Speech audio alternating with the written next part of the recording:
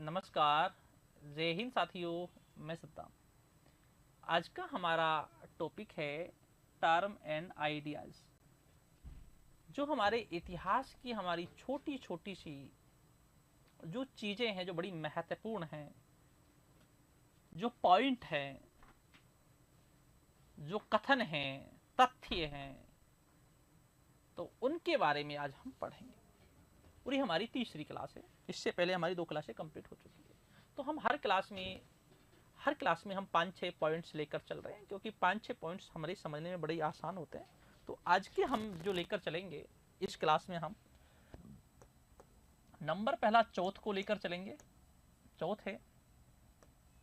Number दूसरा जो हमारे सिलेबस के अंदर दे रखा है, एक दे रखा है हमारे अंदर हुंडी। हमारे सिलेबस में हुंडी दे रखा है। नंबर तीसरा जो है शर्राफ है। नंबर तीसरा पॉइंट जो है वो है शर्राफ है। नंबर चौथा जो पॉइंट है, नंबर फोर्थ जो पॉइंट है वो है पोलीगर्स है। पोलीगर्स है। नंबर पांचवा जो पॉइंट है वो जागीर है। जागीर है। नंबर जो छठा है वो है दस्तूर है। तो इन 6 पॉइंट्स को हम लेकर चलेंगे। इनकी हम व्याख्या करेंगे, भाई इनका अर्थ क्या होता है। यूँ तो हम इन पॉइंट्स को, जब चौथ की हम बात करते हैं तो चौथ को हम पढ़ेंगे मराठे साम्राज्य में भी हम पढ़ेंगे। हुंडी को हम मुगल साम्राज्य में पढ़ेंगे, क्योंकि हुंडी मध्यकाल में चलती है, ठीक है ना। शर्राफ जो है व्यापारी, इसको भी हम पढ़ेंगे। इसके बाद है हमारा पोलीगर्स है, जागीर है, दस्तूर है। तो इनको हम सभी को हम पढ़ेंगे। ये हमारे सारी चीज़ आती है। मुगल काल में जागीर दस्तूर आती है। और इसमें एक है, हम पोलीगर्स की हम बात करते हैं तो ये दक्षिण भारत में आता है। आंध्र प्रदेश और कर्नाटक में छोटे छोटे जो जागीरदार होते हैं उनको पोलीगर कहा गया है। तो यहाँ पर हम इनको हर चीज को अलग अलग लेकर चलेंगे। सबसे पहले हम लेकर चलेंगे चौथ। चौथ ये मराठा साम्राज्य से है। मराठा साम्राज्य, ये मराठे साम्राज्य से है चौथ। इसके तहत हम बात करते हैं तो 1/4 कर लिया जाता है। लिया जाता है 1/4 जो है कर लिया जाता है चौथ, ठीक है ना। अब बात करते हैं हम इसकी, जब बात करते हैं 1/4, ये है वंशानुगत कृषि करने वाले किसानों से लिया जाता है। वंशानुगत कृषि करने वाले किसानों से क्या किया लिया जाता है, ठीक है ना। तो किसानों से ये लिया जाता है और इसे मराठा लेते हैं, ठीक है, मराठा लेते हैं। तो ये चौथ जो है 1/4 जो लिया जाता है, तो ये मराठा लेते हैं, तो अपने किसानों से लेते हैं। हम ये कह सकते हैं मराठे इसे अपने साम्राज्य में लेते हैं। मराठे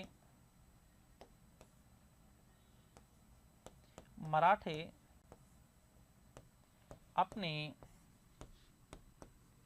साम्राज्य में किसानों से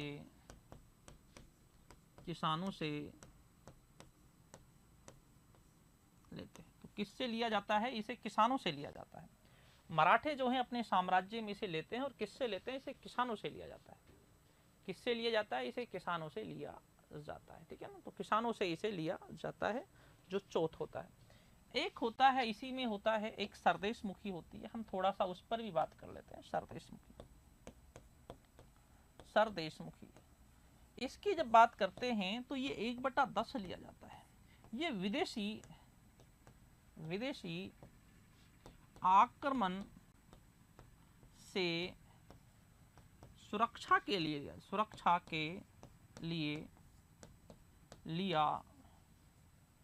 लिया जाता है। तो आक्रमण से सुरक्षा के लिए लिया जाता है। तो ये आक्रमण से सुरक्षा के लिए लिया जाता है। कौन? सरदेशमुखी लिया जाता है। तो 1/10 होता है। और 1/4 जो होता है वो चौथ होता है, ठीक है। तो उसमें लिया जाता है। इसके बाद अगला हमारा पॉइंट्स है। पॉइंट्स नंबर है हमारा सेकंड है। क्या है? सेकंड। सेकंड जो पॉइंट है हमारा ये है हुंडी।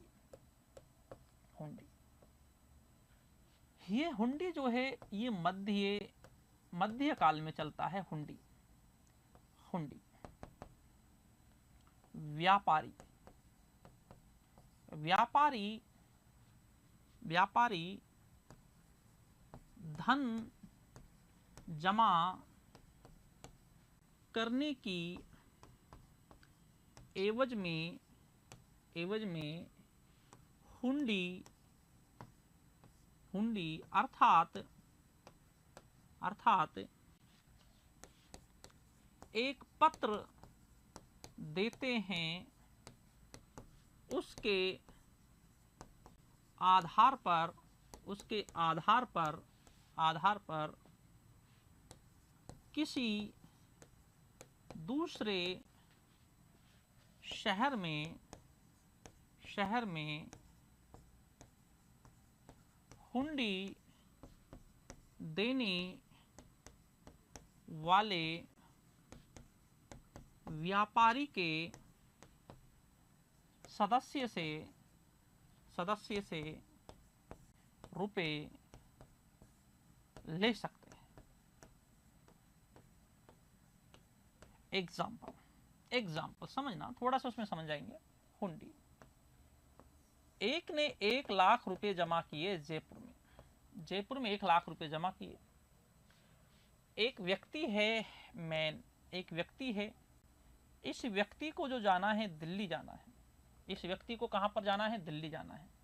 एक व्यक्ति है, उसे जाना है दिल्ली। कहां पर जाना है? दिल्ली जाना है। और उसके पास 1 लाख रुपए। अगर वो दिल्ली लेकर जाएगा 1 लाख रुपए को, तो रास्ते में कोई भी छीन सकता है, कुछ उसके साथ ऐसी घटना घट सकती है। अब वो व्यक्ति क्या करेगा?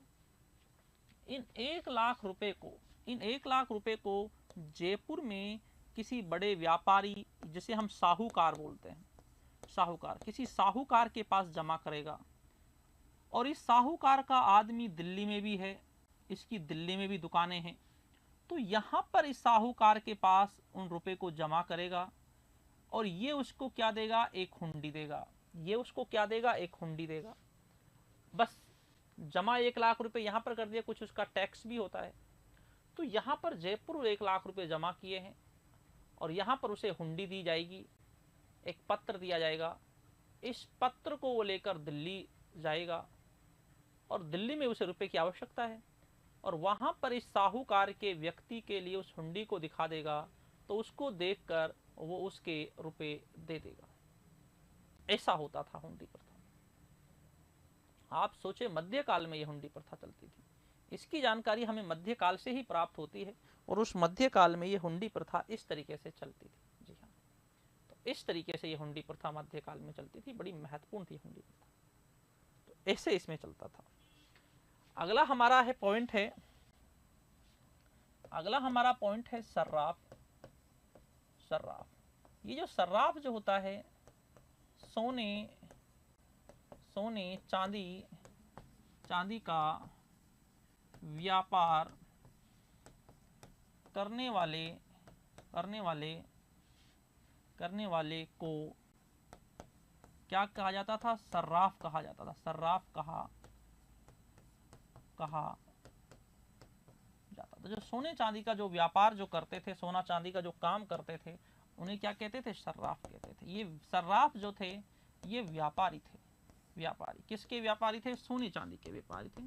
सोने चांदी के व्यापारी।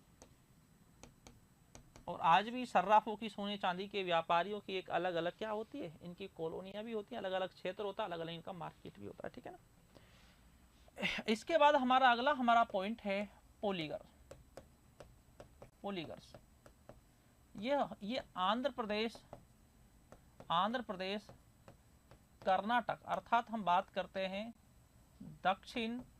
ये दक्षिण भारत में होते थे। कहां पर होते थे? ये दक्षिण भारत में होते थे। पोलागर जो होते थे तमिलनाडु में होते थे। ठीक है ना। कर्नाटक और तमिलनाडु में होते थे। हम बात करते हैं जो ये पोलीगर जो होते हैं, ये छोटे सामंत होते हैं। छोटे सामंत भी बोल सकते हैं, इन्हें जागीरदार बोल सकते हैं। जागीरदार बोल सकते हैं। छोटे होते हैं जो राज्य के अंदर में होते हैं, छोटे सरदार भी हम इनको बोल सकते हैं, छोटे सरदार बोल सकते हैं, छोटे सरदार बोल सकते हैं। और लास्ट में इन पोलीगर्स के खिलाफ फिर दक्षिण भारत में आंदोलन होता है।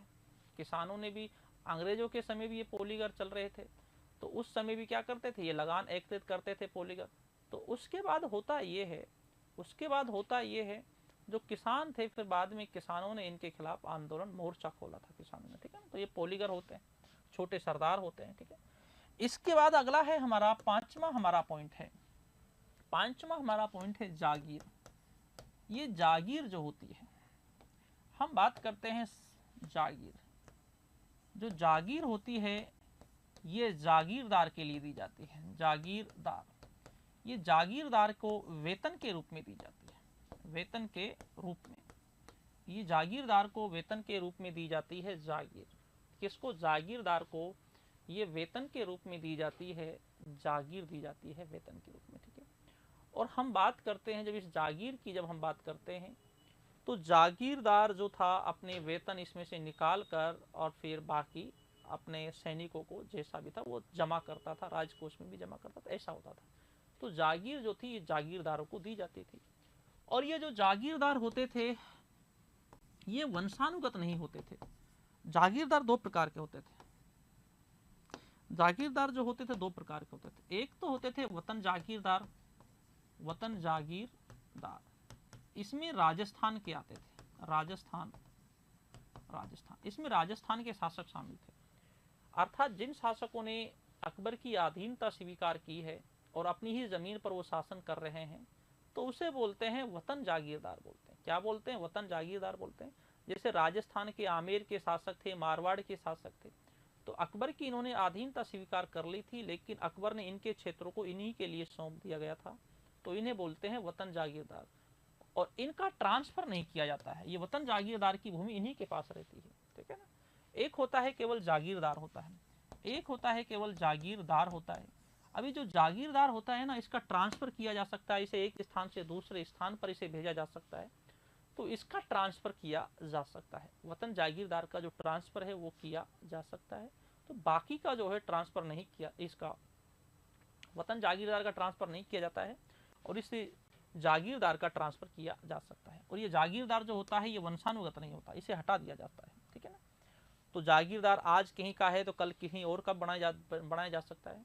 और वतन जागीरदार अपनी ही भूमि पर मुगलों की अधीनता स्वीकार करने के बाद अपनी ही भूमि उनके पास रहती थी, ठीक है।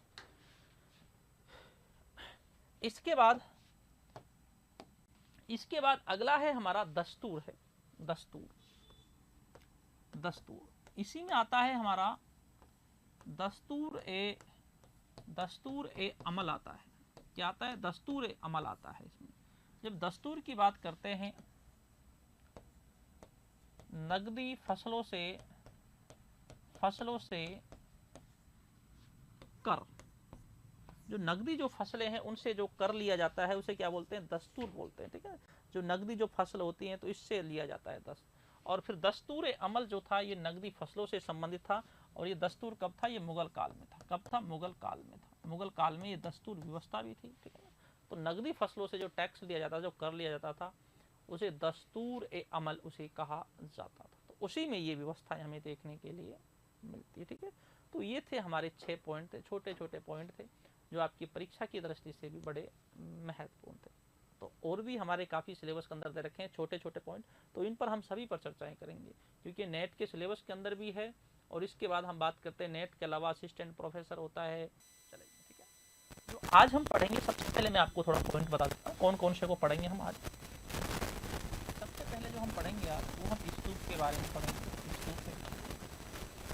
नंबर दूसरा जो हम पढ़ेंगे वो द्रविड़ और बेसर शैली के बारे में पढ़ेंगे, जो आपके पॉइंट्स दे रखे हैं। इसके बाद हम पढ़ेंगे द्रविड़ और बेसर शैली के बारे में पढ़ेंगे, बेसर शैली, इन शैली के बारे में पढ़ेंगे हम, ठीक है। इसके बाद नंबर थर्ड पॉइंट दे रखा है बोधिसत्व और तीर्थंकार दे रखा है।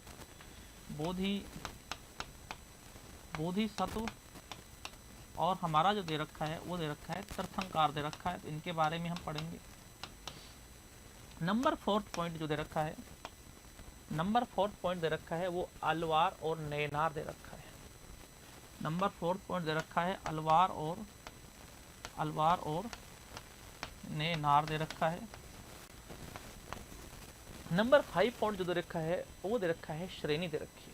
क्या दे रखी है? श्रेणी दे रखी है। तो इन पॉइंटों के बारे में हम पढ़ेंगे, इन पॉइंटों के बारे में हम पढ़ेंगे। और यूँ तो ये पॉइंट जो है हमारे टॉपिकों के अंदर भी दे रखे हैं, लेकिन हमारे पास यहाँ पर ये अलग से दे रखे हैं, तो हम इनको अलग से ही हम इन्हें पढ़ेंगे। हम क्या करेंगे? हम अलग से ही इन पॉइंट्स के बारे में पढ़ेंगे। ठीक है। सबसे पहले जो हम पढ़ेंगे सबसे पहले स्तूप के बारे में। किसके बारे में? स्तूप के बारे में। स्तूप, जो ये स्तूप है, ये स्तूप क्या होता है, कैसा होता है, तो इसके बारे में हम पढ़ेंगे। सबसे पहले हम बात करते हैं जब स्तूप की जब बात की जाती है, इस तरीके का जो स्तूप होता है, इस तरीके का स्तूप होता है, ठीक है। तो इस तरीके का स्तूप होता है, और ये जो छत होती है इसकी, वो चपटी छत होती है, इस तरीके का। तो इस तरीके का स्तूप बना हुआ होता है, ये स्तूप होता है।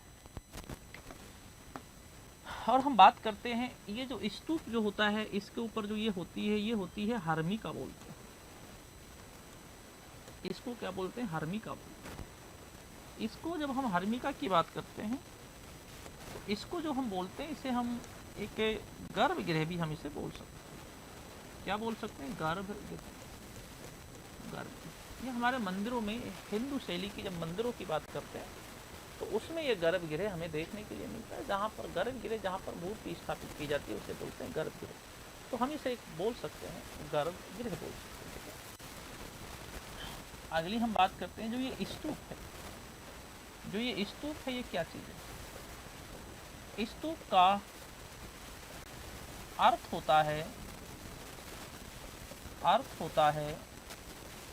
ढेर। इसका अर्थ होता है ढेर। अर्थात हम बात करते हैं, इसका जो अर्थ होता है वो होता है ढेर। किसी चीज का एक ढेर, एकत्रित चीजें होती है, उस तरीके से इसका अर्थ होता है ढेर होता है। ठीक है। अगली हम बात करते हैं स्तूप का उल्लेख सर्वप्रथम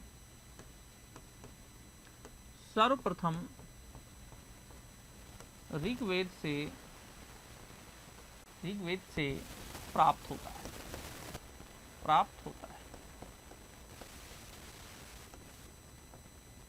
हम बात करते हैं स्तूप के बारे में, जो हमें जानकारी प्राप्त होती है वो हमें ऋग्वेद से प्राप्त होती है। स्तूप के बारे में जानकारी, ठीक है, जिसका अर्थ होता है ढेर। कोई चीज एकत्रित एक स्थान पर रहती है, उसे बोलते हैं ढेर बोलते हैं। अगली हम बात करते हैं स्तूप बौद्ध धर्म से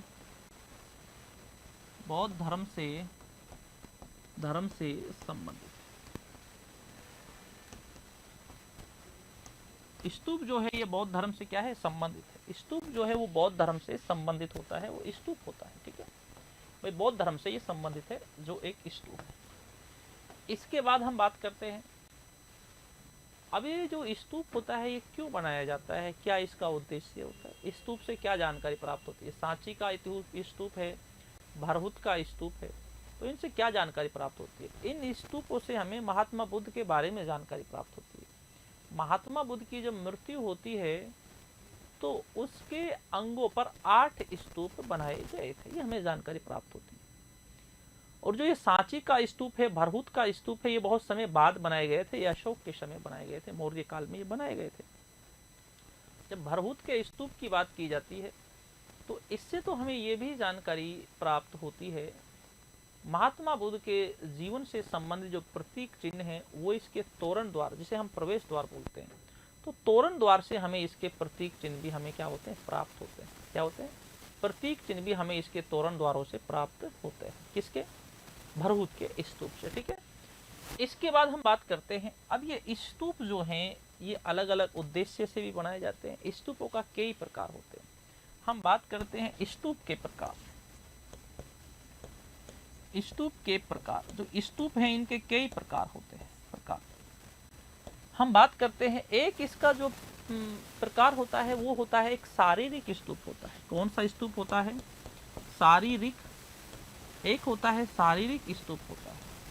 इसमें क्या होता है, महात्मा बुद्ध के शरीर का कोई अंग, दांत है जिसे दंत पगोड़ा कहते हैं, ठीक है ना, महात्मा बुद्ध से संबंधित कोई वस्त्र होती है, कोई भिक्षा पात्र होता है, तो उसको इस हर्मिका के अंदर यहाँ पर रखा जाता है। उसको यहाँ पर रखा जाता है। जो शरीर का जो पार्ट है उसे बोलते हैं शारीरिक स्तूप। जैसे कोई दांत पर या कोई और भी कोई बाल है तो उस पर कोई वो हर्मिका के अंदर रखा जाता है, तो उसे बोलते हैं शारीरिक स्तूप बोलते हैं, ठीक है ना। इसके बाद है नंबर दूसरा स्तूप आता है पारी भौगिक स्तूप आता है। पारिभौगिक स्तूप आता है। अब हम बात करते हैं भाई ये पारिभौगिक जो स्तूप होता है ये क्या होता है। महात्मा बुद्ध ने जिस चीज को काम में लिया है, महात्मा बुद्ध ने जिस चीज को काम में लिया है, तो उस चीज को इस हर्मिका के अंदर उस चीज को रखा जाता है, तो उसे बोलते हैं पारिभौगिक स्तूप बोलते हैं। तो उसको इस हर्मिका के अंदर रखा जाता है, तो उसे बोलते हैं पारिभौगिक स्तूप बोलते हैं। ये भी एक प्रयोग, ये जैसे भिक्षा पात्र को काम में लिया गया तो उसको इस हर्मिका के अंदर यहां पर रखा जाता है, ठीक है। इसके बाद हम बात करते हैं एक है उद्देशिक स्तूप।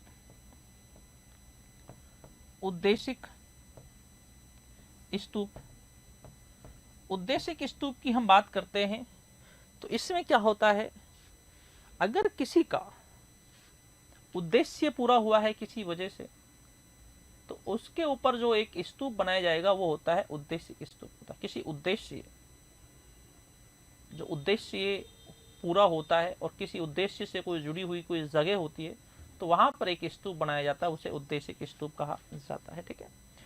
इसके बाद हमारे तीन तो ये हो गए।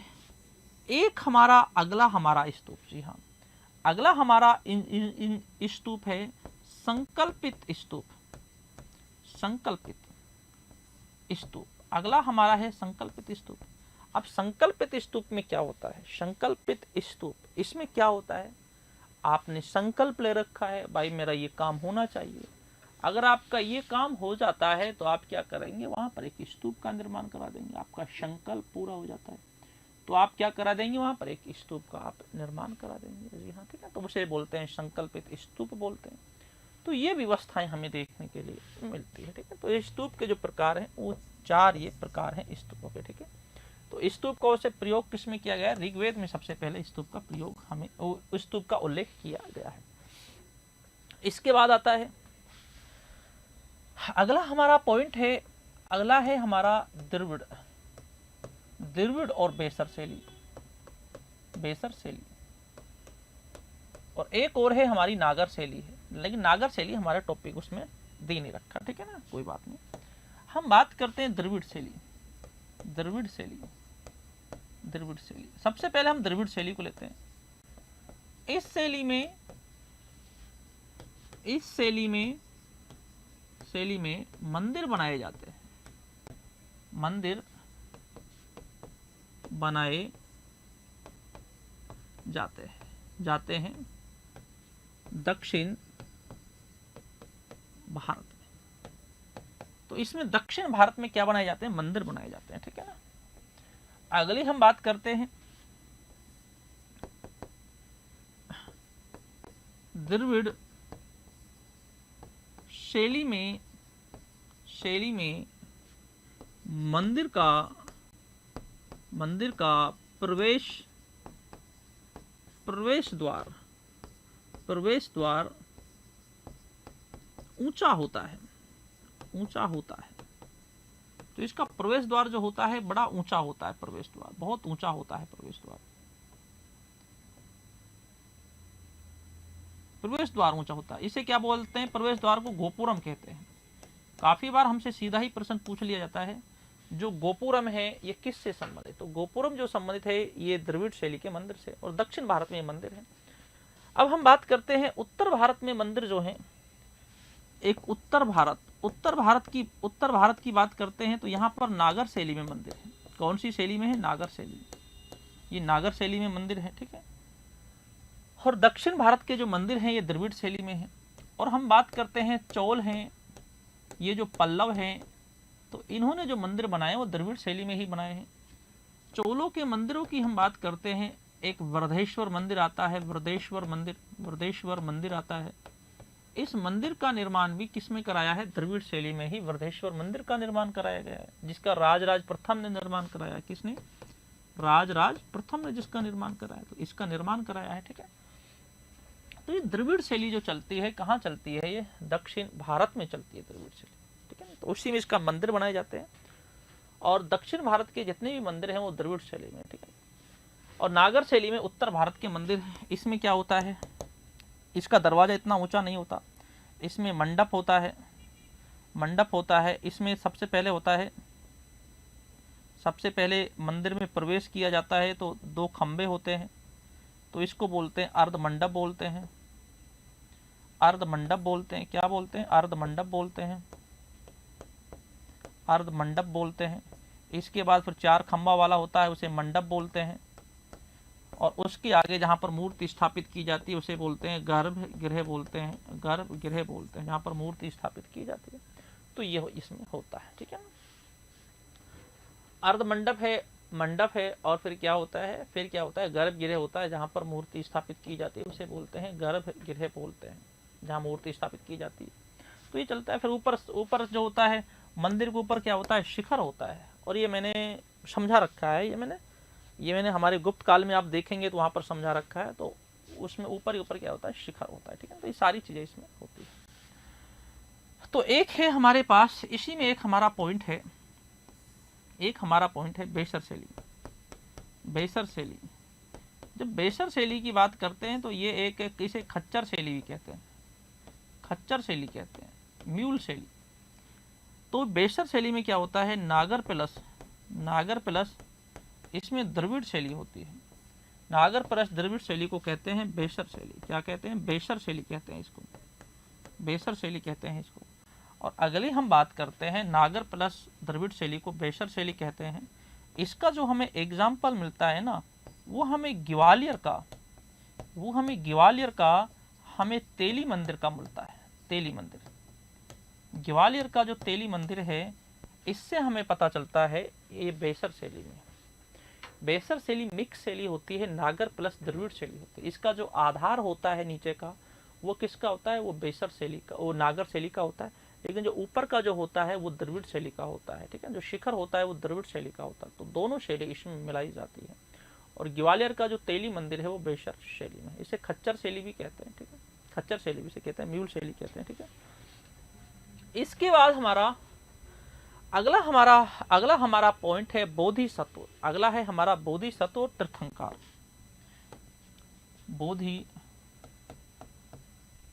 बोधिसत्व और क्या है? तीर्थंकर।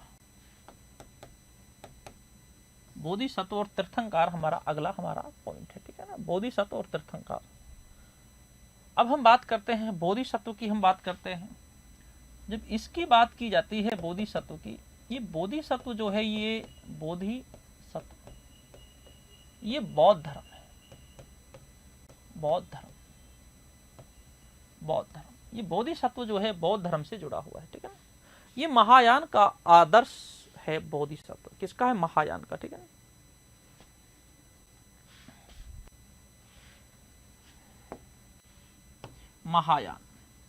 महायान संप्रदाय है। महायान संप्रदाय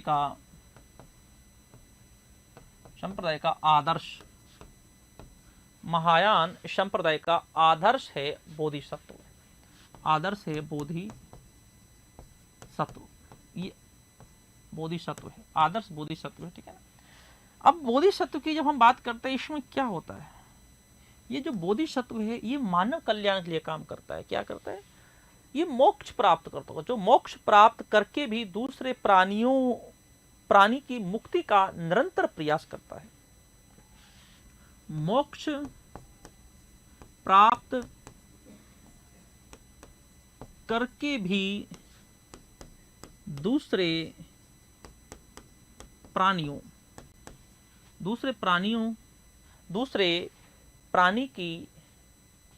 की मुक्ति का निरंतर प्रयास करता है। निरंतर क्या करता है? प्रयास करता है। इसने खुद ने तो मोक्ष प्राप्त कर ली है, लेकिन फिर भी ये दूसरे प्राणियों की मुक्ति का निरंतर प्रयास करता है। ठीक है ना। और हम बात करते हैं इसके रूप भी है, अवलोकितेश्वर है। अब इसके रूप कितने हैं समझते हैं हम। अब बोधिसत्व के जो प्रकार हैं इसका समझते हैं। नंबर 1 है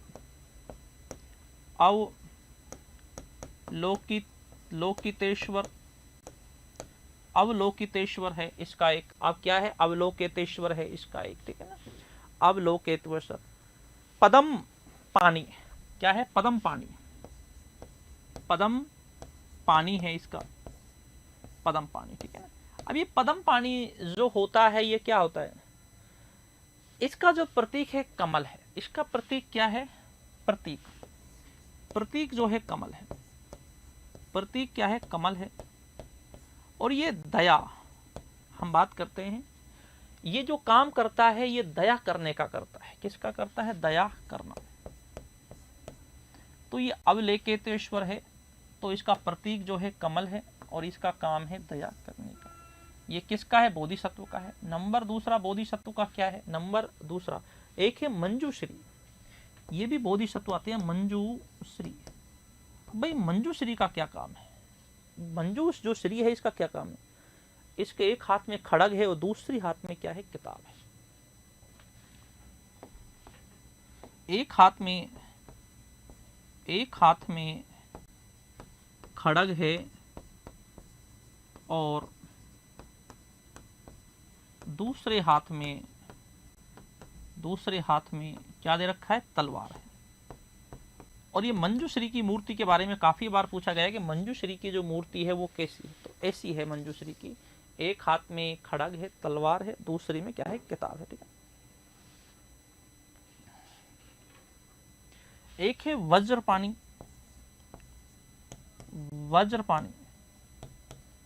अभी जो वज्रपाणी जो है ये क्या चीज है? वज्रपाणी भाई, वज्रपाणी जो है ये वज्रपाणी जो है क्या दे? इंद्र देवता की भांति ये पाप एवं असत के शत्रु हैं। इंद्र देवता की भांति पाप और असत का देवता है। पाप और असत का क्या है? ये देवता है। वज्रपाणी जो है पाप का देवता है। ठीक है। एक है अमिताभ, एक है इसी में अमिताभ है, अमिताभ। शिवर्गीय बुद्ध। अमिताभ जो है ये शिवर्गीय बुद्ध बोलते हैं अमिताभ को। ठीक है ना। तो ये भी इसी में आता है। एक है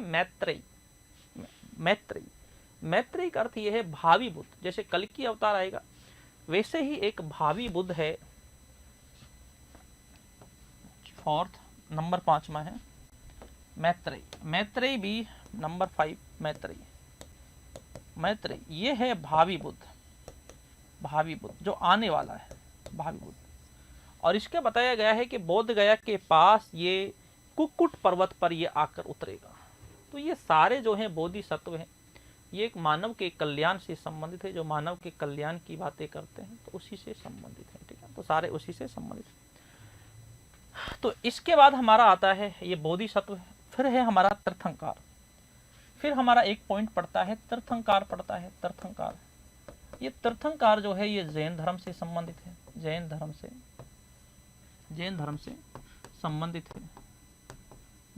से संबंधित है तीर्थंकार। अब तीर्थंकार की हम बात करते हैं तो इसके अंदर क्या चीज है? हम बात करते हैं तीर्थंकार जिसका अर्थ होता है अवतार।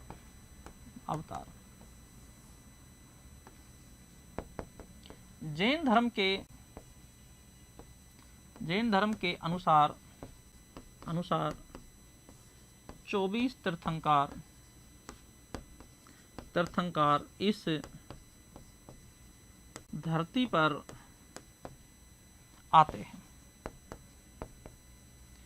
कितने आते हैं? 24 तीर्थंकार जो हैं वो इस धरती पर आते हैं। कितने? 24 तीर्थंकार आते हैं। ठीक है ना। इनमें हम बात करते हैं 1 से जो 22 तक हैं, ये इनके बारे में 1 से 22 तक के बारे में ऐतिहासिक जानकारी प्राप्त नहीं होती है। जो ऐतिहासिक हैं वो 23वें तीर्थंकर पार्श्वनाथ ऐतिहासिक हैं, पार्श्वनाथ ऐतिहासिक हैं, पार्श्वनाथ ऐतिहासिक हैं। नंबर 24वां महावीर स्वामी, महावीर स्वामी जो है ये भी क्या है, ऐतिहासिक है। ठीक है, तो ये ऐतिहासिक है जिनका इतिहास में उल्लेख किया गया है। 1 से 22 तक जो है इनका इतिहास में उल्लेख नहीं किया गया है। ठीक है, इसके बाद हम बात करते हैं, अगले हैं, अगला हमारे पास पॉइंट है अलवार और एक है नैनार।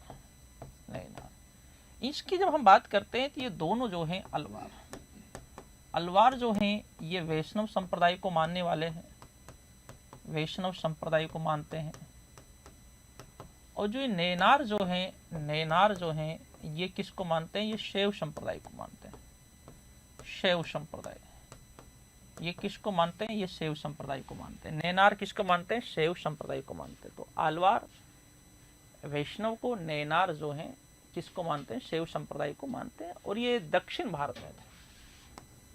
कहाँ पर थे, दक्षिण भारत, दक्षिण भारत में थे। और जब हम बात करते हैं भक्ति आंदोलन की, जब बात की जाती है भक्ति आंदोलन, भक्ति आंदोलन की शुरुआत दक्षिण भारत से मानी जाती है। दक्षिण भारत, और दक्षिण भारत में जो मानी जाती है दक्षिण भारत से, और दक्षिण भारत में केरल से मानी जाती है। केरल में कलादी नामक एक स्थान है, यहीं पर शंकराचार्य का जन्म हुआ था। शंकराचार्य का जो जन्म हुआ था इसी कलादी नामक स्थान पर शंकराचार्य का जन्म हुआ, तो यहां से इसे माना जाता है। ठीक है, तो ये नैनार है, वैष्णव है एक, तो ये हमारे इसमें भक्त, इसमें आगे। इसके बाद है एक हमारा है, एक दे रखिए श्रेणी। एक श्रेणी शब्द भी बड़ी अच्छा आता है, श्रेणी। एक श्रेणी होती है, एक सृष्टि होती है, एक होता है सार्थवाह। इन चीजों को मैं आपको समझा देता हूँ। श्रेणी, श्रेणी की बात करते हैं, एक कार्य को करने वाले लोगों की संस्था को क्या कहा जाता है, श्रेणी कहा जाता है। श्रेणी कहा जाता है, क्या कहा जाता है, श्रेणी कहा जाता है। एक कार्य को करने वाले लोगों की, उसको क्या कहा जाता है, श्रेणी कहा जाता है। ठीक है, जैसे हम बात करते हैं, एक हमें मंदसौर प्रशस्ति से, मंदसौर प्रशस्ति, एक मंदसौर प्रशस्ति जिसे वत्स भट्टी ने लिखा है, वत्स भट्टी ने लिखा है, तो इससे हमें तंतुवाय श्रेणी की जानकारी मिलती है। तंतुवाय श्रेणी, इसकी जानकारी मिलती है। ये तंतुवाय श्रेणी जो थी एक रेशम श्रेणी थी। ये कौन सी श्रेणी थी, रेशम श्रेणी थी, इसकी जानकारी मिलती है हमें। ठीक है ना, तो एक काम को करने वाले श्रेणी बोलते हैं। ठीक है ना, अगला है श्रेणी के मुखिया को क्या कहते हैं, सृष्टि कहते हैं। सृष्टि कहते हैं, मुखिया को क्या कहते हैं, सृष्टि कहते हैं। एक होता है सार्थवाह। हम सार्थवाह की बात करते हैं, थोड़ा अलग है सार्थवाह। जैसे एग्जाम्पल, जयपुर से माल को अगर दिल्ली लेकर जा रहे हैं व्यापारी, तो इनके माल को कोई भी बीच में रास्ते में लूट सकता है, तो इनके साथ कुछ घटनाएं घट सकती है। कोई भी इनके सामान को क्या कर सकता है, लूट सकता है। ठीक है, तो इसलिए क्या होता है, सार्थवाह। ये होता है काफला होता है। क्या होता है, काफला होता है। जो काफला होता है, और जो काफला होता है, इसी काफले के जो प्रमुख होता है उसे क्या कहते हैं, सार्थवाह कहते हैं। उसके काफले के साथ ले जाते हैं तो उसे क्या बोलते हैं, सार्थवाह उसे कहते हैं। ठीक है, आज की क्लास में हमने इन 5 पॉइंटों पर हमने चर्चाएं की है, जो आपकी परीक्षा की दृष्टि से भी एक बड़े महत्वपूर्ण पॉइंट है, तो इन पर हमने चर्चा की। तो हम बात करते हैं, काफला है, काफला सार्थवाह सृष्टि श्रेणी के मुखिया को कहते हैं। ठीक है, और श्रेणी एक कार्य को करने वाले लोगों की संस्था जो होती है वो श्रेणी होती है, और उसी श्रेणी के मुखिया जो होते हैं वो सृष्टि होते हैं। और श्रेणी जब एक सामान को दूसरे शहर में लेकर जाते हैं, तो उस समय काफले के साथ जाते हैं, और उसमें जो काफला जो होता है उसे सार्थवाह कहते हैं। और ये जो काफला का जो प्रमुख होता है, काफला, उस तरीके से 5 पॉइंट थे आज की क्लास में हमारे। तो हम इसमें 5-5, 6-6 पॉइंटों को हम सेलेक्ट कर रहे हैं जो आपकी परीक्षा की दृष्टि से बड़े महत्वपूर्ण हैं। तो इनको सबको हम पढ़ते हुए आगे चलते हुए करेंगे, क्योंकि इन पॉइंटों से ही सीधे प्रश्न बहुत ज़्यादा उठाए जाते हैं। तो ठीक दोस्तों,